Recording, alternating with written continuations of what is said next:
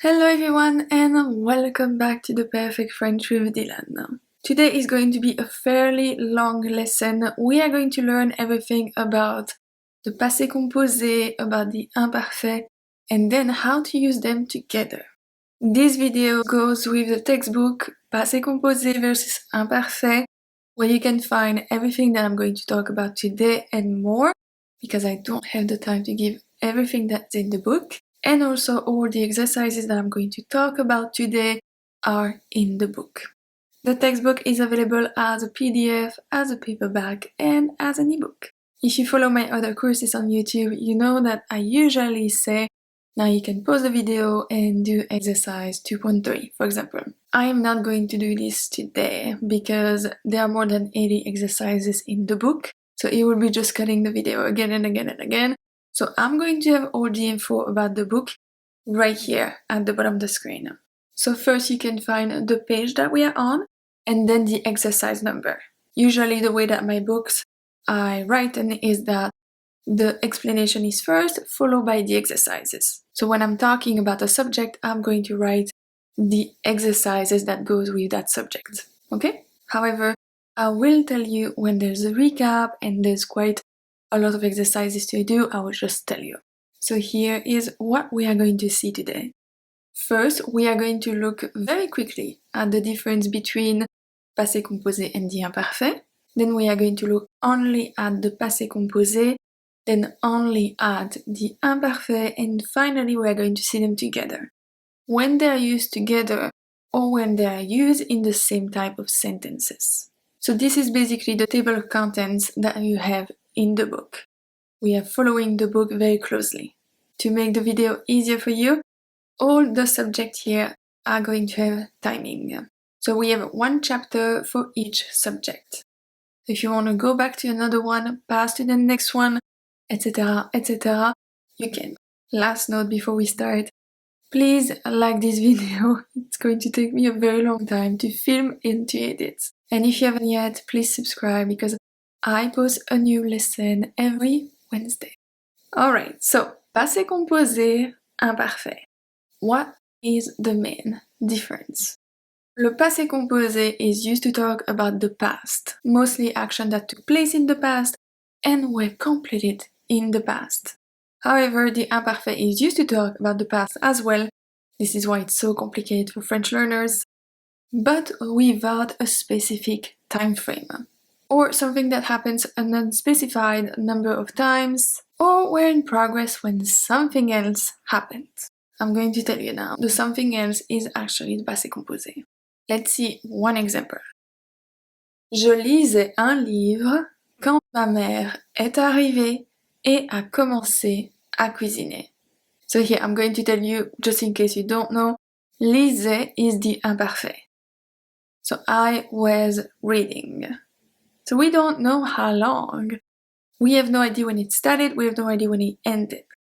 But what we do know is that while I was reading, my mom arrived and started to cook. That we know. And those actions are very specific time-wise. Because they happen at that point, toop, and at that point, toop. You see what I mean? I'm sure the toop toop will make all the difference. So to resume, the big picture here is je lisais. And then ma mère est arrivée, passé composé, because toop happens. A commencé à cuisiner. Toop, passé composé happens. Boop. Okay? If you don't understand it yet, let's see a little picture about it. So as you can see, je lisais is the whole timeline here. And then we have my mom arrived, so ma mère est arrivée, passé composé, et a commencé à cuisiner. Okay? That's the main difference between the two. So everything about passé composé is very specific in terms of timing, while the imparfait is more vague. Now that you know that, we can start with le passé composé. So one of the reasons why a French learner don't really get how to use the passé composé is because it can replace 3 different tenses in English. The present perfect, I have seen, the simple past, I saw, the emphatic past, I did see. In French, we can all translate them with the passé composé, which is j'ai vu. J'ai vu. Next point, and very important, is how to build the passé composé. The passé composé is made out of two different elements plus the subject. So we are going to have subject followed by avoir ou être. Those are the two auxiliaries that we use to build the passé composé. Avoir means to have, être means to be. And it's going to be followed by the past participle. You have the exact same thing in English, don't worry, it's not too hard. To build the passé composé, we are going to conjugate avoir and être in the present tense. So let's see that first, and then we're going to move to the past participle. For avoir, we have the pronoun subjects. If you don't know them, I will link a video down below. We have je, tu, il, elle, on, nous, vous, il and elle. And if we add the conjugation, we have j'ai, tu as, il, elle, on a, nous avons, vous avez, ils, elles ont. So in a sentence, j'ai acheté une nouvelle voiture. J'ai acheté une nouvelle voiture. So the AI is the verb avoir conjugated in the present tense. Next one is être. So we have je suis, tu es, il, elle, on est, nous sommes, vous êtes, ils sont, elles sont. On est parti tôt ce matin. On est parti tôt ce matin. So est is the verb être conjugated in the present tense. So we know what is the subject, we know avoir and être. Now what is a past participle? English and French have the exact same one. It's really not hard. If you say I have searched, searched is the past participle. So the one ending in ed in English are the regular one, and then you have all the irregular ones such as eaten, written, gone, etc. And without surprise, we do also have a lot of irregulars in French. But first, let's see the regular ones. So in French, you probably know, do you, that we have 3 groups of verbs. Each group has very specific verbs. The first one is all the verbs ending in er. Second one, all the verbs ending in ir. Third one, all the verbs ending in re. So to find the past participle of all the verbs ending in er, we are only going to replace er by e. For the verbs ending in ir, we are going to replace ir by i. For the verbs ending in re, we are going to replace re by u. Let's see a few for each. You have more in the book and you have a very long list of verbs at the end of the book as well.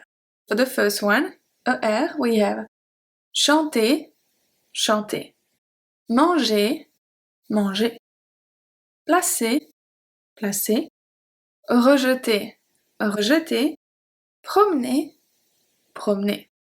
Easy.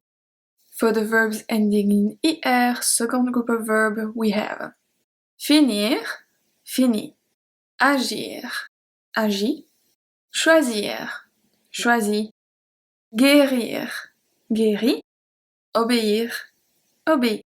Only 3 verbs for the one ending in re. We don't have that many verbs ending in re, so this one is actually very easy to remember. So we have attendre, attendu, défendre, défendu, entendre, entendu. And I told you that we have quite a lot of irregulars. I believe you have 2 pages in the book. We are going to see 10. We have avoir becomes eu, boire, bu, connaître, connu, dire, dit, être, été, faire, fait, lire, lu, ouvrir, ouvert, prendre, pris, venir, venu.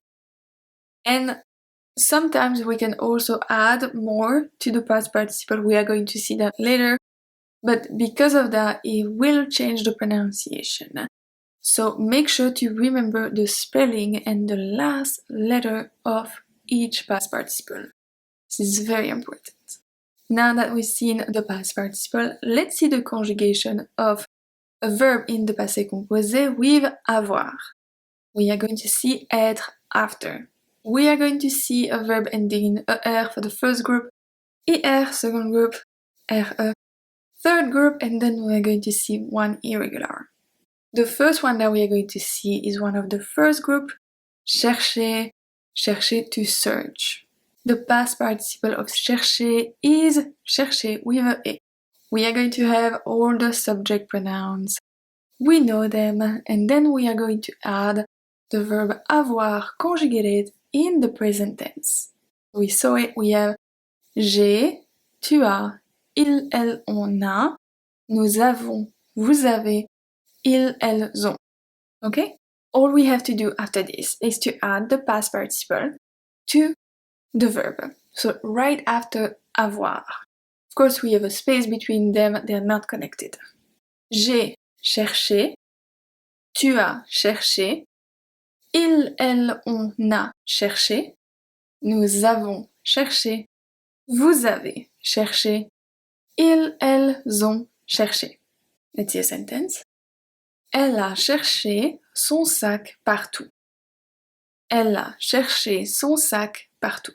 IR now, second group of verb ending in IR, we are going to use réfléchir.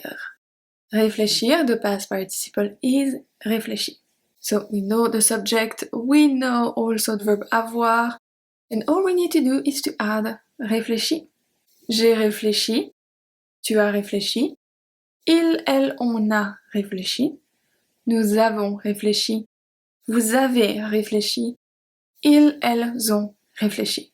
Le directeur a réfléchi à ton idée. Le directeur a réfléchi à ton idée. For the third group, we are going to use attendre. Attendre. So remember the one ending in RE are going to become U. So, attendu. J'ai attendu, tu as attendu, il a attendu, elle a attendu, on a attendu, nous avons attendu, vous avez attendu, ils, elles ont attendu. Les passagers ont attendu toute la journée. Les passagers ont attendu toute la journée. The irregular one that we are going to see is tenir, to hold. Tenir becomes tenu. Tenu. J'ai tenu, tu as tenu, ils, elles, on a tenu, nous avons tenu, vous avez tenu, ils, elles ont tenu. Les grands-parents ont tenu le bébé pour la première fois. Les grands-parents ont tenu le bébé pour la première fois. So that's for the passé composé with avoir. Now we are going to see the passé composé with être. I'm going to pop up very quickly the conjugation of être, so you have a few seconds to review. Conjugation with être is not as common as the conjugation with avoir. We have very, very specific verbs that are going to use être, but they are also the one that you are going to use the most. Because they are verbs referring to yourself, they are verbs of motion. You will see it will make more sense in a second. To remember them, we have a very specific rule.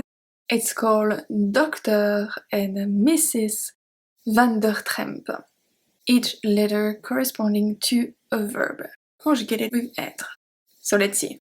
We have devenir, devenu. Revenir, revenu. Monter, monter. Rester, rester. Sortir, sorti. Venir, venu. Aller, aller. Naître, né. Descendre, descendu. Entrer, entrer. Rentrer, rentrer. Tomber, tomber, retourner, retourner, arriver, arriver, mourir, mort, partir, parti, passer, passer. You can see that they're all verbs of motion. Some people prefer to remember the rule of Dr. and Mrs. Others prefer to remember the verbs of motion. It's really up to you. There's nothing wrong with the first one or the second one. It's how you remember it better. So let's see. Descendre, conjugated with être. Once again, we know the pronoun subject. We know the verb être, conjugated in the present tense. Then technically, all we have to do is to add descendu everywhere. Unfortunately, this one takes one more step than the one with avoir. For this one, the past participle is going to agree in gender and number with the subject. So if we look at je suis descendu, je can be either a man or a woman. So if it's a man, it's going to stay descendu. If it's a woman, it will take a E at the end. So during this lesson and in the book, I put mostly everything between brackets, so if there's a choice, I usually indicate it. Unless it's the exercises and I decide that this one is a feminine, this one is a masculine. Okay? Because in real life, you're not going to have the brackets, even in books or everything. Tu es descendu, U for a man, E for a woman. Il est descendu, then we don't add anything. Elle est descendue is only going to end with E. On est descendu can be ES, can be US. We are going to see this one just after. Nous sommes descendus can be US, can be ES. Vous êtes descendu can be US, can be ES. Ils sont descendus is going to take S. Elles sont descendues is going to take ES. It's in the sentence. Elle est descendue il y a quelques minutes. Elle est descendue il y a quelques minutes. Now let's talk very quickly about on. On, if you don't know, or if you don't remember, on refers to a group of people. It's the casual equivalent of we, nous. So because of that, on can be masculine plural, can be feminine plural. So let's see. On est descendu avant eux. On est descendu avant eux. Here I decided that descendu was going to be feminine plural. So we have a S at the end. Or, on est sorti de la voiture en premier. On est sorti. Here, I decided that it was masculine plural. So S only. So remember that the verb être still conjugates like il and elle, but the past participle is going to agree like it's nous. Okay? So to recapitulate, we saw that the past participle with avoir doesn't change because it doesn't agree in gender and number with the subject. But the ones conjugated with être do. We have one specific situation when we are going to have an agreement. So passé composé with avoir with agreement. It's all about the direct object and the place of the direct object in the sentence. Doesn't make sense now? It's going to in a minute. To find the direct object in a sentence, we are going to ask the question quoi, what, or qui, who. Let's see an example with quoi, and then we'll see an example with qui. If we look at the sentence, j'ai acheté une maison. J'ai acheté une maison. I bought a house. J'ai acheté quoi? Une maison. I bought what? A house. Well, a house, une maison, is the direct object. That's how we find it. Now let's see with qui. Tu as vu ta cousine. Tu as vu ta cousine. Tu as vu qui? Ta cousine. Ta cousine is the direct object. So in the sentence that we just saw, we basically have subject, verb, and then direct object. Now we can replace the direct object by a direct object pronoun. Let's see two sentences in English. We are going to find the direct object and then replace it by a direct object pronoun. I bought a house. I bought what? A house. Now we can replace a house by it. I bought it, right? If we say we met Pauline, we met her. Okay, that makes sense. It's very common to replace a direct object by a direct object pronoun. It avoids repetition. In English, as we can see, the direct object stays after the verb. In French, however, it's going before the verb. So we are going to have subject, direct object pronoun, and conjugated verb. Let's learn the direct object pronoun. We have me, M apostrophe, te, T apostrophe, le, L apostrophe, la, L apostrophe, nous, vous, and les. Let's see it in a sentence. J'ai perdu mon téléphone. J'ai perdu quoi? Mon téléphone. Mon téléphone is going to become le. Je l'ai perdu before the verb. Okay? Je l'ai perdu. Another one. Tu as fini tes devoirs. Tu as fini tes devoirs. Tes devoirs is the direct object. Tu les as finis. Tu les as finis. Okay? If you struggle with the idea of the direct object pronoun, the whole process, I have a lot of explanation in my grammar course. It's also on this channel, you can just watch it. If we look at tu les as finis, you can see that I also put in yellow the S at fini. Fini is a verb of the second group, it should end only with I. But now, because of the direct object pronoun is before, it represents the direct object. So because of that, because of the direct object is before, it's going to take a S at the end. We have two different scenarios when that happens. We either have with the direct object pronoun or with the relative pronoun que, Q apostrophe. We're going to see them in a second. So now the little graph of the whole sentence is going to be subject, direct object, avoir, the past participle, plus es or nothing can happen too. Let's see two sentences and they will make more sense. Elle a perdu sa clé. Elle a perdu sa clé. Elle a perdu quoi? Sa clé. Sa clé is feminine singular. So, elle l'a perdu. The L apostrophe replaces sa clé, which is feminine singular, so we add the E at perdu. Another one. Elle a fait la vaisselle. La vaisselle is the direct object that we are going to replace with the direct object pronoun la. So, elle l'a faite. Faite. I told you that it was very important to know the spelling of past participle. This is why. Sometimes if there is a S at the end, if there is a T at the end, the pronunciation is going to change. Is the case for this one. Elle l'a faite. We don't pronounce the E, we do pronounce the T. Do you remember my pronunciation course? I told you that the E is a little bit like a superhero. It comes and it gives his power to the letter before. Every time I explain that on camera, I just feel either you think I'm crazy or that's the thing that makes you click. I have no idea. You always stress me out. So that's for the direct object pronoun. Now let's see when it's a relative pronoun. I also have a very useful video, I hope, on my grammar course. So I'm not going to re-explain everything about a relative pronoun, that was my wrist. But here it is. It's basically a way to change the sentence, the same in English. Don't worry about it, it's not too hard. Once again, elle a perdu sa clé.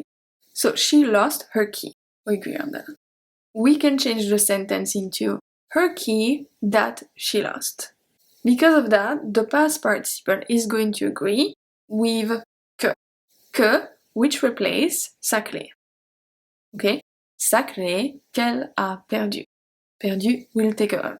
Same for elle a fait la vaisselle. La vaisselle can be placed before as a relative pronoun with la vaisselle qu'elle a faite. Now we add the E at the end. Okay? Before we move to the next type of verbs, which is going to be reflexive verbs, let's see two verbs that can be conjugated with être and with avoir, just to see the difference. We are going to see monter and rentrer. So they are both technically conjugated with être. We can say elle est montée. She went upstairs. Elle est montée. Or you can say tu es rentré chez toi. Tu es rentré chez toi. Être as well. Now, elle a monté les courses.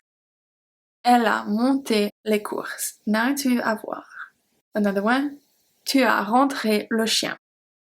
Tu as rentré le chien. Now it's with avoir as well. Do you see the difference? The difference is with être, they are verbs of movement, verbs of motion, okay? So they are about the person. But if you want to talk about the movement of something else that is not the person, that is not the subject, okay? That is going to be with avoir. Another way to see it is that if there is a direct object, it's going to be with avoir. Verbs conjugated with être never take a direct object. The next type of verbs that we are going to see are reflexive verbs. They can be a little bit confusing, but they are conjugated the exact same way as regular verbs. They do have a reflexive pronoun in front of them. Let's see the difference between regular verb and the reflexive verb. The regular verb we are going to see today is promener. The reflexive verb is se promener. Il a promené le chien. Il a promené le chien. Se promener, il s'est promené ce matin. Il s'est promené ce matin. So two things that we can see here. So the reflexive verb is going to be conjugated with être. So we are going to have reflexive pronoun, être, past participle. Once again, because it's être, the past participle is going to agree in gender and number. The reflexive pronoun se in this case stays S apostrophe, but it will change with other subject. Let's see them. I'm always going to give you the subject pronoun and then the reflexive pronoun. We are going to have, for je, we are going to have se, S apostrophe. For tu, te, T apostrophe. For il, elle, on, se, S apostrophe. For nous, we are going to have nous. For vous, we are going to have vous. For il and elle, we are going to have se, S apostrophe. Let's put that right away in practice and let's conjugate the verb se laver, to wash oneself, so to take a shower, to take a bath. So we are going to have the subject pronoun followed by the reflexive pronoun, followed by être conjugated in the present tense, followed by the past participle of laver, which is laver. As you can see here, because we focus on the passé composé today, we are going to keep me, but then we are going to keep T apostrophe, S apostrophe, and for the last one, it's also going to be se. Because the conjugation is so specific today, we have very specific variation of the reflexive pronoun. So let's see. Je me suis lavé. Je me suis lavé. Talking about myself, if I'm a man, I'm going to keep a. If I'm a woman, I'm going to add a. Technically here, it's going to agree with the reflexive pronoun. It's a very weird way, but this is how it is. So, je me suis lavé, either masculine or feminine. Tu t'es lavé, same. It will either stay a or take a. Il s'est lavé will stay a. Elle s'est lavée will take a.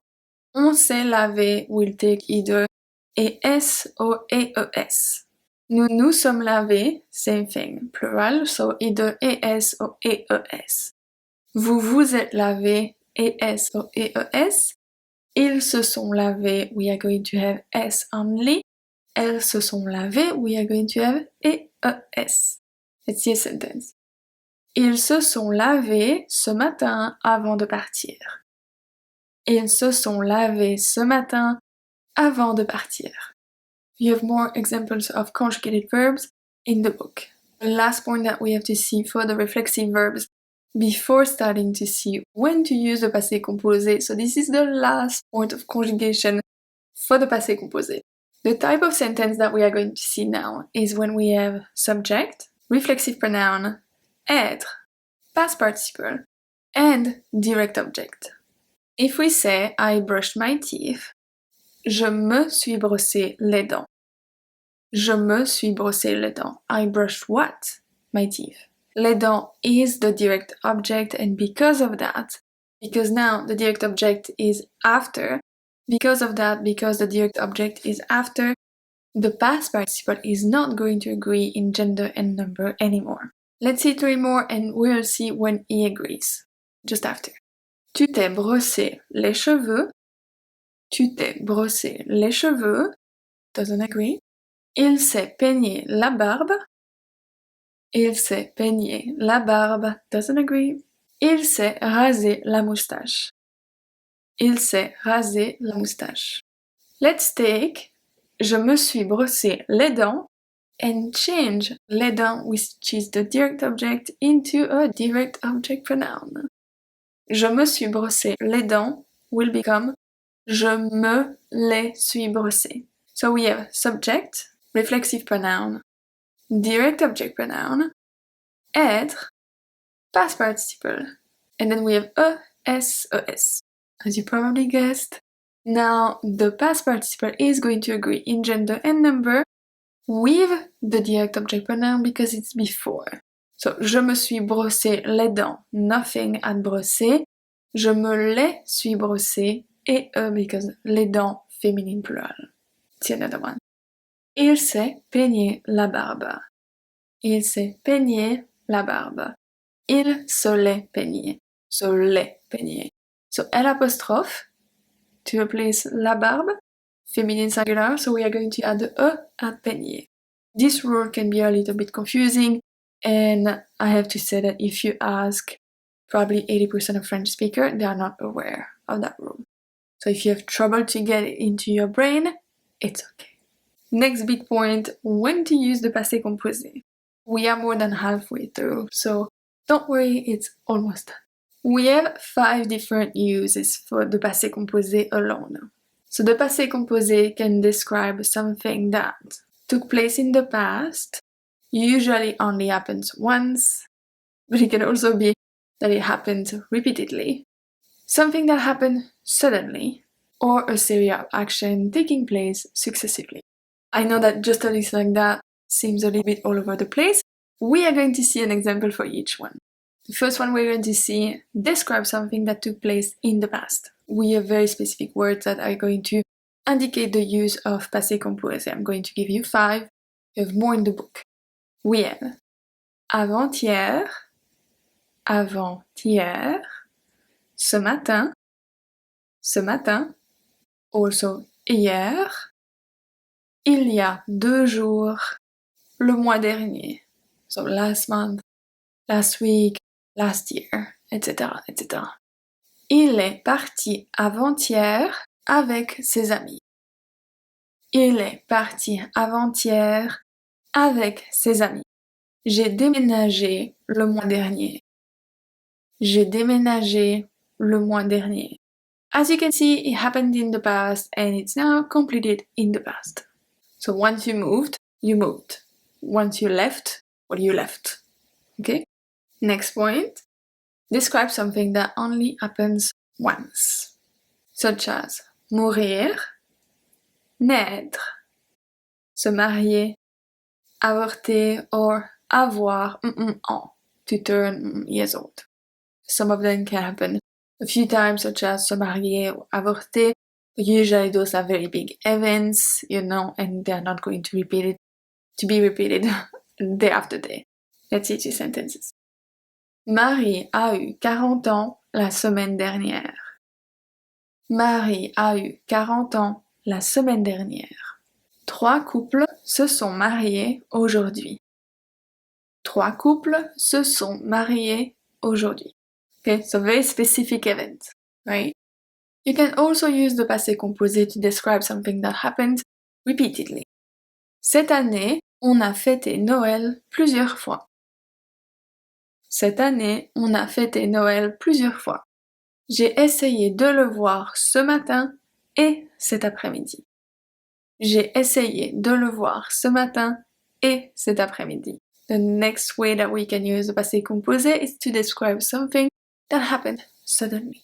Some word that I usually use with the passé composé is soudainement, soudainement, immédiatement, immédiatement, tout à coup, tout à coup, tout de suite, pas tout de suite, tout de suite. So, skip the E, tout de suite. Au moment où, au moment où.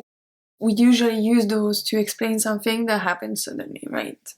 Il a commencé à pleuvoir tout à coup. Il a commencé à pleuvoir tout à coup. Ils ont annoncé les résultats au moment où nous sommes partis. Ils ont annoncé les résultats au moment où nous sommes partis. The last way that we use the passé composé is to talk about action that happened successively. We are going to use words such as d'abord, enfin, ensuite, puis, quand, etc. Let's see a little text I wrote with something that happened successively. D'abord, il a réservé un vol pour Paris, mais il a été annulé. Ensuite, il a essayé de réserver un vol pour Bruxelles, mais il n'y avait plus de place. Finalement, il a repoussé son voyage. So all of those are either actions or decisions that happen successively. Two last little points for the passé composé. There are more points about grammar than conjugation, but I wanted to include them here very quickly because the passé composé is a compound tense. So we have two different parts, which means that asking a question or using the negation is going to be slightly different than with verbs with only one verb. Let's start with the negation. So for the regular negation, we are going to have usually subject, ne, verb, and then pas. It's a little bit different with the passé composé. We are going to have subject, ne, avoir, être, pas, and then the past participle. So as you can see, ne and pas is going to be around avoir or être, depending, not around the whole verb. We have 7 different types of negation. We are going to see one example for each. Let's go. The first one, ne pas. Il n'a pas commandé ce cocktail. Ne plus. Je n'ai plus acheté de bonbons depuis des mois. Ne jamais. Le courrier n'est jamais arrivé. Ne rien. Je n'ai rien dit. Ne pas encore. L'avion n'est pas encore arrivé à l'aéroport.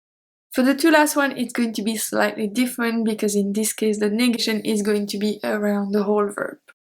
We are going to have this for ne que and ne personne. Elle n'a vu que la première saison. Il n'a invité personne à son anniversaire. You do have exercises in the book. I'm not going to stay too long on the subject.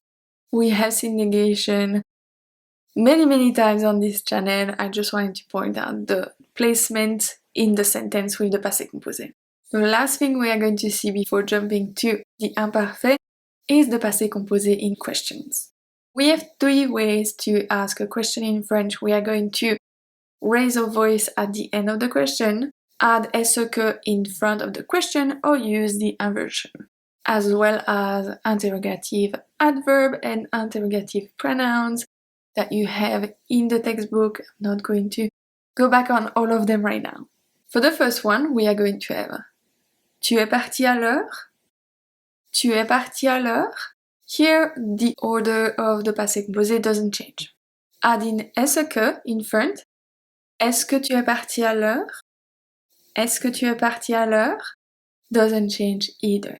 Now with the inversion, it's a little bit different. Es-tu parti à l'heure? Es-tu parti à l'heure? So the auxiliary, so être, is going to be in front. And then we have subject and finally past participle. Es-tu parti à l'heure? Before starting with the imparfait, you can do the recap of the passé composé. From page 53 to 58, exercises 1.31 to 1.40. So, l'imparfait. What is the imparfait?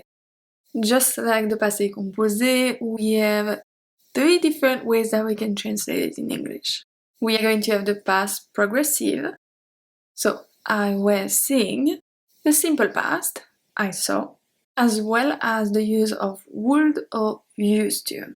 So I would see or I used to see. All of them can be translated to the imparfait, which is in this case, je voyais. Je voyais. So that's pretty easy. Now how to build the imparfait. The imparfait is easier to build than the passé composé, I think, because it's only one verb. It's just going to be a very different way to build it. Here we are going to have a stem, so the stem is the part of the verb that's not going to change, and then we are going to add endings. The ending for the imparfait are AIS, AIS, AIT, AIT, AIT, IONS, IEZ, AIENT, AIENT. The pronunciation of them are fairly easy. They are all pronounced E, except ion and ie. That's it. Very easy. How to find the stem? The stem, we are going to find it by going back to the conjugated verb in the present tense. And we are going to use the conjugation with nous. Please stay with me.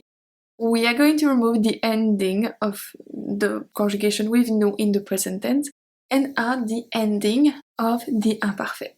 Let's see right away a verb ending in er before I lose you. So we are going to look at couper. Couper is a regular verb, very easy to conjugate. So what is couper conjugated in the present tense with nous? It's nous coupons. Coupons. So we are going to remove the ONS and we are going to keep C-O-U-P, coupe. Just like the other conjugation we did, we are going to add coupe everywhere and then we are going to add the endings. So AIS, AIS, AIT, AIT, AIT, IONS, IEZ, AIENT, AIENT. We have je coupais, tu coupais, ils, elles, on coupait, nous coupions, vous coupiez, il coupait, elle coupait. In a sentence, je coupais les branches quand je suis tombée. Je coupais les branches quand je suis tombée. We are going to see one for each type of verb, so don't worry. For IR, we are going to see grandir. Grandir, conjugated in the present tense with nous, was nous grandissons. Nous grandissons. If we are removing the ONS, we have grandissent. Now you can see why we have to go back to the present tense, because sometimes the verb is going to look very different than the infinitive verb. So we have je grandissais, tu grandissais, il, elle, on grandissait, nous grandissions, vous grandissiez, il grandissait, elle grandissait. Il grandissait tellement vite. One more with the regular verbs ending in RE, we have répondre. Nous répondons for the conjugation. In the present tense, we remove ONS, we are keeping répondre. So we have je répondais, tu répondais, il, elle, on répondait, nous répondions, vous répondiez, il répondait, elle répondait. Elle répondait toujours au téléphone avant moi. Elle répondait toujours au téléphone avant moi. That's for the regular verbs. Now, as you know, irregular verbs in French are a big thing, so let's see the same list that we saw for the passé composé. I'm going to give you the infinitive, how it's conjugated with nous in the present tense, and the conjugation with je in the imparfait. So, avoir, nous avons, j'avais. Boire, nous buvons, je buvais. Connaître, nous connaissons, je connaissais. Dire, nous disons, je disais. Faire, nous faisons, je faisais. Lire, nous lisons, je lisais. Ouvrir, nous ouvrons, j'ouvrais. Prendre, nous prenons, je prenais. Last one. Venir, nous venons, je venais. You might have noticed that the list for the passé composé was made out of 10 verbs. This one is made out of 9. That's because être is a very specific one. It's the only verb not following the rule of the stem from the present tense. So this one you have to remember it by heart. We have j'étais, tu étais, Il, elle, on était. Nous étions, vous étiez. Ils, elles étaient. Okay? We also have the impersonal verbs such as falloir, pleuvoir, and neiger, which are only going to be conjugated with il. So il fallait, il pleuvait, il neigeait. That's for the conjugation of the imparfait, which is fairly easy if you know the rule. There's way less to see than the passé composé. The next point that we're going to see for the imparfait is when to use the imparfait. And just like the passé composé, we also have 5 different uses. We are going to use the imparfait to describe habits and repeated actions. To talk about repeated action, we've used a would. To describe a person, a property, the weather, a physical state, an emotion, etc. To talk about actions happening at the same time. And the last one after si and after esi.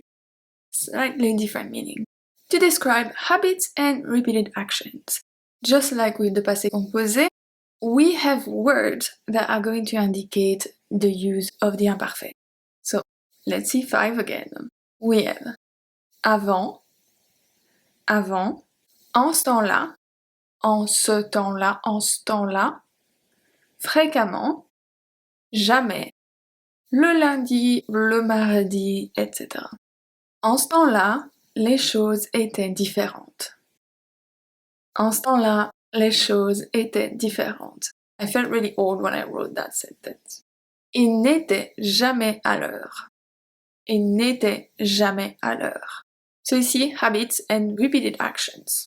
We don't know where it starts, we don't know when it ends. Okay? To talk about repeated actions again. Chaque saison, parfois, souvent, toujours, or tout le temps. Chaque hiver, le toit commençait à fuir. Chaque hiver, le toit commençait à fuir. And here there's a mistake in the book, it's not each season, it's each winter. Parfois, tu avais de bonnes idées. Parfois, tu avais de bonnes idées. We also use the imparfait to describe a person, a property, the weather, a physical state, an emotion. And to describe all that, we are most likely to use very specific verbs. There's a long list in the book, I took 10 here. So we have adorer, aimer, avoir faim, avoir froid, avoir soif, détester, espérer, être, that's a big one, être malade, and se sentir. Il détestait les tomates quand il était petit. Il détestait les tomates quand il était petit. J'avais faim, donc j'ai mangé. J'avais faim, donc j'ai mangé. To talk about actions happening at the same time. Je voulais acheter une nouvelle voiture, mais il n'était pas d'accord. Je voulais acheter une nouvelle voiture, mais il n'était pas d'accord. So that happens at the same time. Il était à la piscine quand je faisais le ménage à la maison. Il était à la piscine quand je faisais le ménage à la maison. Same time. Now we have after si and after et si. Let's see them both, you will understand. Si tu allais dormir plus tôt, tu ne serais pas aussi fatigué le matin. Si tu allais dormir plus tôt, tu ne serais pas aussi fatigué le matin. So after si, we are always going to use the imparfait, and in the other part of the sentence, we are going to use the conditionnel. I explained that in the conjugation course. After si, imparfait. And then we have et si. Et si. Et si on essayait ce nouveau restaurant? Et si on essayait ce nouveau restaurant? So more as a suggestion. So that was the 5 ways that we have to use the imparfait. If you have the book, you can go to page 74 to 79 for the recap. Exercises 2.9 to 2.15. Now the chapter that you've been waiting for, Passé composé versus imparfait. We are going to see 4 different points for this one, and every time I'm going to give you example for the passé composé and for the imparfait. It's not going to be always in the same sentence. We are doing a comparison. But at one point it will be in the same sentence. The first one, the imparfait is used to talk about ongoing or repeated actions, while the passé composé is used to talk about completed actions, both in the past. For example, on passait toujours l'après-midi chez mes grands-parents. On passait toujours l'après-midi chez mes grands-parents. Imparfait. Repeated action. On a passé l'après-midi chez mes grands-parents ce dimanche. On a passé l'après-midi chez mes grands-parents ce dimanche. Passé composé. Because this one is a completed action. And that was only last Sunday. Okay? Another one. Elles prenaient souvent le déjeuner ensemble. Elles prenaient souvent le déjeuner ensemble.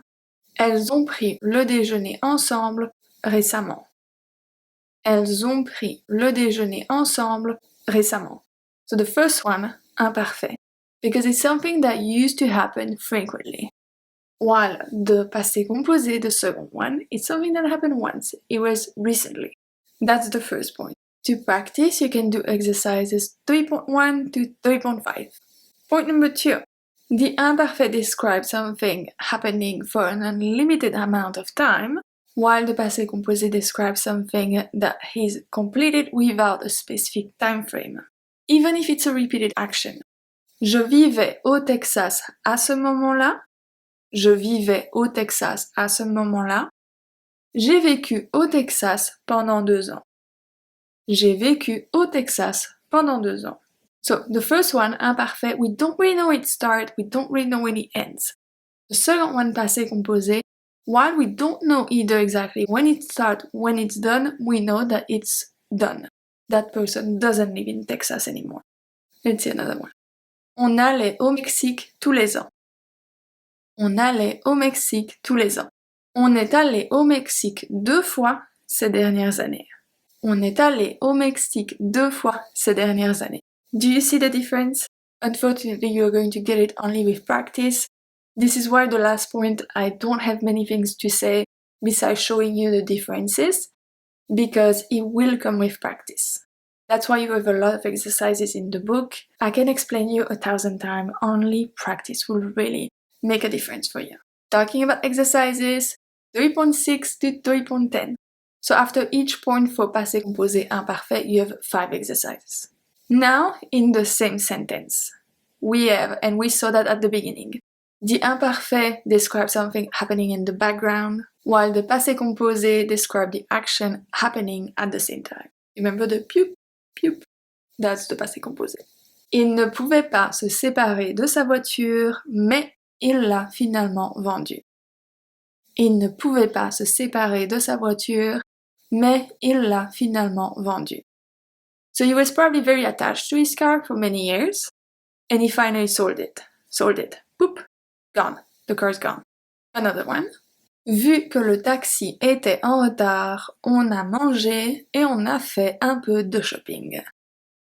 So the taxi was late, so we ate one thing, and we did a little bit of shopping. Both completed. To practice exercises 3.11 to 3.15. Finally, the big difference between the passé composé and the imparfait is that the imparfait describes action happening at the same time, while the passé composé describes action happening successively. Let's see. J'essayais de le contacter, mais il conduisait, donc il ne pouvait pas répondre. J'essayais de le contacter, mais il conduisait, donc il ne pouvait pas répondre. All that is happening at the same time, and we don't have a timeline. Make sense? So that's all imparfait. Now, passé composé. On est arrivé à la gare en avance. On a pris un café, puis on s'est dirigé vers le train. So, on est arrivé, on a pris un café, on s'est dirigé vers le train. Okay? Happened one after the other. So, passé composé. Nothing like practice, so 3.16 to 3.20. I really try to make the explanation longer, but there's not much to explain. It really, like I said, it will come with practice. And also, if you don't get it now, you will get it one day. Sometimes you need more time to understand something, and that is okay. I also forgot that there are 3 little exercises, not little actually because they are stories, and you have to choose if the verb is passé composé or imparfait. They are number 3.21, 22, 23. Then you also have a little conjugation challenge. It's very quick, it's 2 pages. It's just to make your brain think. So that's under number 4.1 and 4.2. Don't forget that at the end you have all the solutions of the exercises, and you also have a table of verbs. So table of verbs, I think you have more than 50 verbs conjugated in passé composé and imparfait. So you can refer to the table of verbs every time you need to. If you watch until here, please comment c'était top. C'était top. It was great. So I know that you watched the whole thing. That will really mean a lot to me because this lesson took so much time. So that's it. We are done with the passé composé and the imparfait. I will see you on Friday for a new short. À vendredi.